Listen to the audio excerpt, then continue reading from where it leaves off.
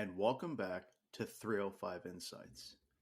I'm your host, Alan Somerton, and today we're doing the long awaited review of the Miami Hurricanes taking down the California Bears. And final score 39-38. It was a stunning comeback. The Hurricanes were down late big. They were down 25 points as late as the third quarter, I believe. It's their largest comeback win since 2003 versus Florida. And they became bowl eligible with this win, starting off the season 6-0. So we're going to dive into a few things in terms of what was good to take away from the game, and also, unfortunately, the negative aspects of this game. But all in all, folks, again, you have to go with the mantra, a win's a win. However, it's 2 weeks in a row where there's been some concerning aspects of this defense and how this team starts off playing. So, first things first, we got to talk about Cam Ward. I mean, if we just want to get into the standard numbers, 35 of 53, 437 yards, 2 touchdowns, 1 interception, and 6 carries for 15 yards with a touchdown. So 3 total touchdowns and a little over 450 total yards of offense. But more importantly, in the fourth quarter, Cam Ward accounted for 277 yards and 3 touchdowns. To put that into perspective, folks, I don't know if FSU's had at least 2 games with 277 yards of total offense. And Cam Ward had that in 1 quarter. So, again, I know I'm recording this pretty much like a week later, but UM was one of 2 teams outside of, I believe it's Indiana, that were bowl eligible. Both of them were 6-0. And yeah, again, it's all thanks to Cam Ward and him leading this team. And again, on the season, he has almost a 70% completion rate, 2,219 passing yards, 20 TDs, 5 interceptions, and he has 161 rushing yards and 3 touchdowns. So I believe he's at like a 23 to 6 or 7 TD to turnover ratio if you include the fumbles. The running game, again, was established pretty early. The first 2 carries, a lot of it on the second drive, they had 8 carries for 51 yards and a touchdown. Mark Fletcher, Damian Martinez combined for 23 for 123 and 2 touchdowns. Specifically, Fletcher had 11 for 81, a 7.4 yards per carry average with a touchdown. And Damian Martinez had 12 for 42 for a touchdown. And Damian also had 4 catches for 51 yards. So, again, 93 yards of total offense from Damian Martinez. Nice diversification of his touches in the sense of getting him involved in the offense. In all honesty, Damian Martinez has been a little disappointing this year. He really had a good game against Florida and then has kind of dropped off from there.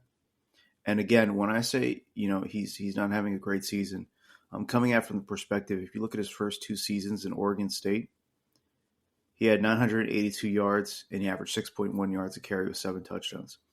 And then he had 1,185 yards, averaged 6.1 yards a carry, and 9 touchdowns. He's got 5 touchdowns this year, yes, rushing so far. But he's averaging 4.4 yards a carry. And if you're looking at who they faced, I believe it was against Ball State or one of the other smaller schools, where he only had, I think, 3 carries for 3 yards or something really small like that. Again, I said at the beginning of the season after the Florida game, you were hoping that moving forward he was going to get, the majority of his carries and yards and overall team snaps against the ACC opponents. And it just, again, 42 yards this game. And I believe last game, he had 14 for 60, 4.3 yards a carry. Not terrible, but again, thankfully a lot of that came in the second half, and it kind of really went from there. But again, the USF 11 for 31, 2.8 yards a carry against Ball State, three carries for 3 yards. And you had FAMU 11 for 91, but honestly, folks, it's FAMU. So you can't credit FAMU and then wonder what happened against Ball State and kind of forgive that. So again, nitpicking here. You really want to see more from Damian Martinez, but overall, great job by the running game. Surprised that Jordan Lyle didn't get more touches. He only had 2 carries for 4 yards, and that's pretty much it. No receptions or anything like that. But I was really impressed by, of course, we got to start off with Mr. Reliable, Xavier Restrepo, 7 for 163 with that crucial 77-yard touchdown or 77-yard catch that helped put Miami in the position for the game-winning score. Good open field running and creating space and getting yak, the yards after the catch. But once again, Isaiah Horton, I was really high on him coming into this season. This is a young kid, a sophomore in his 3rd season, so redshirt sophomore, but 6'4", 205 pounds. And, he's really coming into his own, over the past few games. And you're starting to see, why this team was so high on him. But he had 9 receptions for 83 yards and a touchdown. That's 3 games in a row that he's had a touchdown catch. And I believe he had the game-winning touchdown catch against Virginia Tech. Jacoby George, 5 for 59. Samuel Brown for 4 for 43. Tight ends were kind of quiet today. But, you did have Elijah Arroyo and Elijah Lofton go 1 of 24. 3 of 14 and 1 of 24. Elijah Arroyo had a touchdown catch. Just overall, the offense took a while to get going, which was the concerning part, but 575 yards of total offense, 7 of 16 third down efficiency, 3 of 4 on 4th down. So, time of possession, 37 minutes and 35 seconds. You really want them to get the ball rolling sooner rather than later. Because again, 21 points in the 4th quarter, 29 total in the second half. It's not ideal to with 8:06 left in the 3rd quarter, Cal's up 35-10. But again, you got to give credit where credit's due, and this offense really showed up in the second half and reminded people that they're one of the better offenses in the nation. And the defense, well, good news first. You had Ruben Bain playing his first game since the opener. And, he only played 2 snaps against Florida. So it's good to see him back on the field. And he did have some impact with having half a sack and 1.5 tackles for loss with 2 tackles total. And then you've had guys like Simeon Barrow. Again, especially in the second half, I believe he's the transfer from Michigan State. 3 tackles, 2 tackles for loss, and a sack. And just the influence they had in the second half of the game, pushing up the middle, breaking up, the design plays that Cal might have had. And it's just his influence in the game went a lot further than the stats showed. The linebackers had a pretty solid game overall. There were some struggles here because, again, you will get to that on the defense in terms of allowing these big plays. But Wesley Bassane, 6 tackles and a tackle for loss.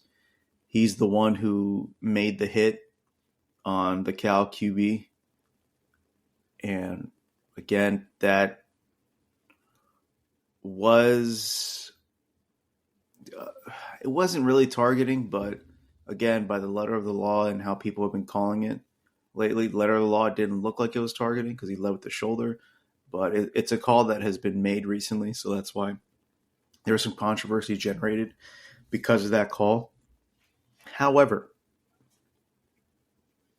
I would like to state that you cannot blame your failures to complete a game on Cal's side based off of that one call. Again, you're up by 25 in the middle of the third quarter.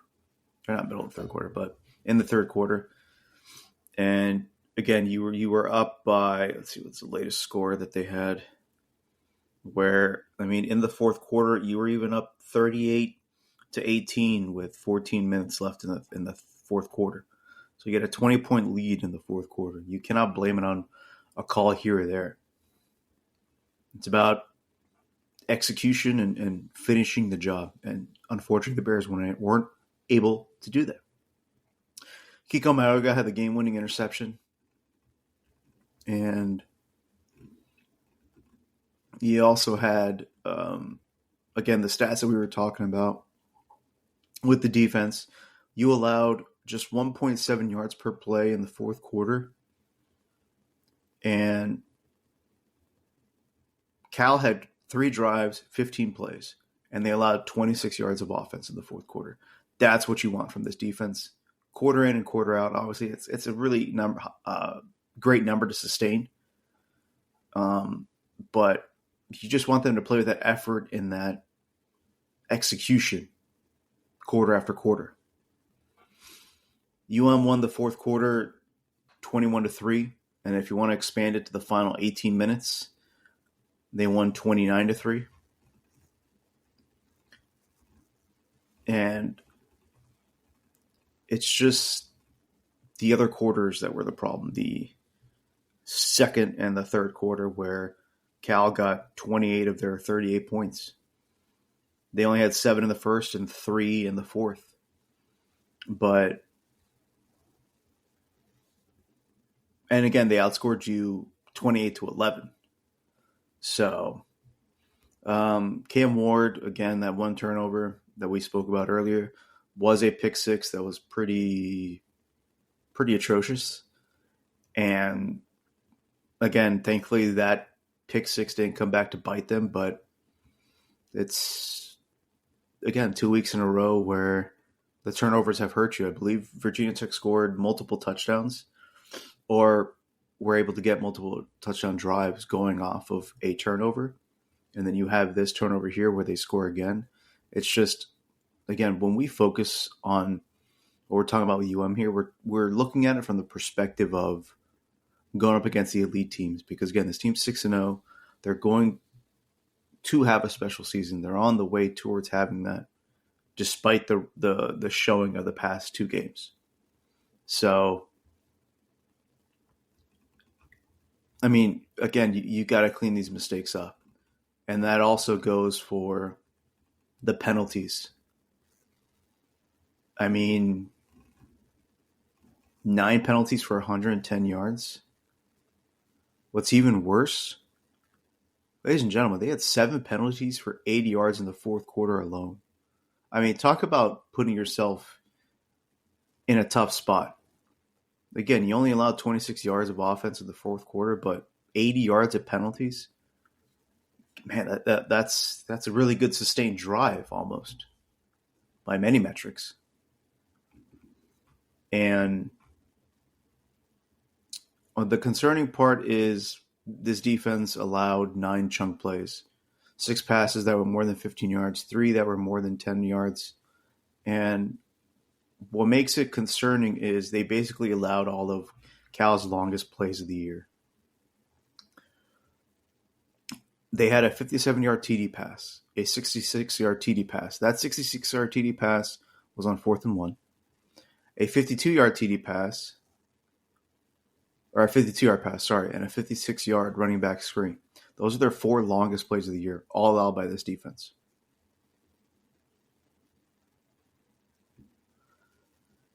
Tough. This isn't a team that, has an incredible amount of athletes to do that. So when you're allowing that, again, it is concerning. But the good thing is there's a bye week for this team. There's a bye week for this team to address these issues and start cleaning things up. So This is going to be on the coaching staff to have the ability to do this. They need to focus on the back end of the defense. The defensive back safeties, I mean, wasn't a great game for some of them. And it's just, you can't have, with and the play that I'm talking about is Deani Hill and Jaden Harris were both like looking deep in the backfield on the fake screen, and you allow the tight end to run past you. And it's just a lot of like those tiny mishaps. And it gets to a point where we're going to do our mid-year review about UM, and we might have to talk about this. But yeah, there's stuff you definitely have to clean up. And at the end of the day, Miami 6-0. They had the bye week. This past week of college football just completed, and they're up to 6 in the AP poll. So soon enough, we'll be able to see where they stand in the college football playoff rankings. And yeah, it's just Cam Ward is shouldering a lot of this team in terms of a leader on offense. You saw how once he threw the pick six, him and Restrepo were kind of getting together and saying, don't worry, you're going to lead us back. We're going to be fine. And it's, on one hand, you have to be excited that this team is showing the resolve to come back in these games.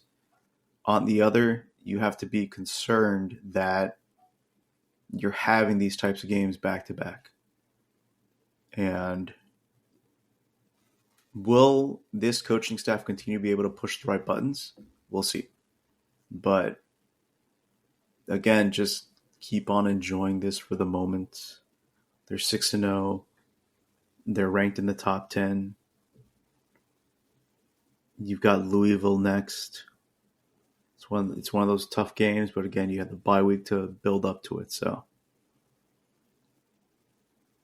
that's it for today's episode, folks. Coming up next, we'll probably do a review of, most likely, not the weekly entries into the college football, even though it was a big college football weekend this past weekend, but we will probably be doing a overview of the football season as a whole so far in the halfway point.